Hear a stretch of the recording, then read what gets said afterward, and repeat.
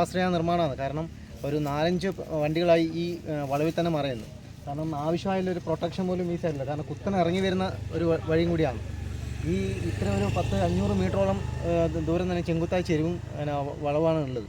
ആവശ്യമായൊരു protection, ഒരു കൈവരി പോലും ഈ ഭാഗത്ത് എവിടെയും കാണാൻ സാധിക്കില്ല. അപ്പോൾ PWDക്ക് ഒരു ഉത്തരവാദിത്വമില്ല. കാരണം അവർ ഒരു 9 കോടി രൂപയുടെ വർക്ക് ഏറ്റെടുത്തിട്ട് 6.5 കോടിക്ക് വർക്ക് തീർത്തിട്ട് അവർ പോയി. കരാറുകാരനെ സഹായിക്കാൻ വേണ്ടിയിട്ട് എഞ്ചിനീയർക്ക് യാതൊരു ഉത്തരവാദിത്വമില്ല. അവർ 6.5 കോടിക്ക് ബില്ല് പാസ്സാക്കിയിട്ട് കരാറുകാരന് ഇവിടുന്ന് ഉദ്യോഗസ്ഥന്മാർ അഴിമതി നടത്തിയാണ് സംഭവം. നല്ലൊരു അഴിമതി ഈ റോഡിൻ്റെ പേര് സ്ഥലത്ത് 1,40,000 കൊടുത്തിട്ട് ഈ വീടിൻ്റെ ആൾ ഉടങ്ങി വളവ് തീർക്കാൻ വേണ്ടിയിട്ട് പിന്നെ സ്ഥലം മേടിച്ച് കൊടുത്തതാണ്. 1,40,000 രൂപ കൊടുത്ത് സ്ഥലം വാങ്ങിയതാണ്.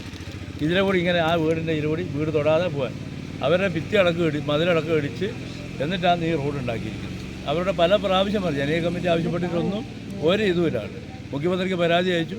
ഇവിടെ വന്നിട്ട് പറഞ്ഞത് 10 മീറ്റർ വീതി കിട്ടിയില്ലെന്നാണ്. എല്ലാ സ്ഥലത്തും 10 മീറ്റർ വീതി നാട്ടുകാരാക്കി കൊടുത്തതാണ്. എന്നിട്ടില്ല എന്നും പറഞ്ഞ് ഇവിടുന്ന് റിപ്പോർട്ട് കൊടുത്തു. അങ്ങനെ ഒരു ഉത്തരവാദിത്വമില്ലാണ്. ആ കരാറുകാരന് വേണ്ടിയിട്ട് എഞ്ചിനീയർ, പിന്നെ AXC എക്സിക്യൂട്ടീവ് എഞ്ചിനീയർ, അന്നത്തെ ആൾക്കാർ ചെയ്ത് അഴിമതിയായി കാണുന്നത്. ഈ താഴെയാണ് ഇവിടെ ഒരു പിന്നെ ബോർവെല്ലിൻ്റെ ഇത് മറിഞ്ഞ് ആക്സിഡൻ്റ് ആയത്. ഇത് നിരന്തരം ആക്സിഡൻറ്റ് നടക്കുന്നൊരു സ്ഥലമാണ്. അത് പ്രൊട്ടക്ഷൻ വെക്കാനോ ഈ ആവശ്യമില്ലാത്ത സ്ഥലത്ത് നേരെ പോകുന്ന റോഡിലൊക്കെ ഇവിടെ കോൺക്രീറ്റ് ചെയ്ത് വെച്ചിട്ടുണ്ട്. ഇങ്ങനെ വളവില്ല സ്ഥലത്തൊന്നും കോൺക്രീറ്റ് ഇല്ല.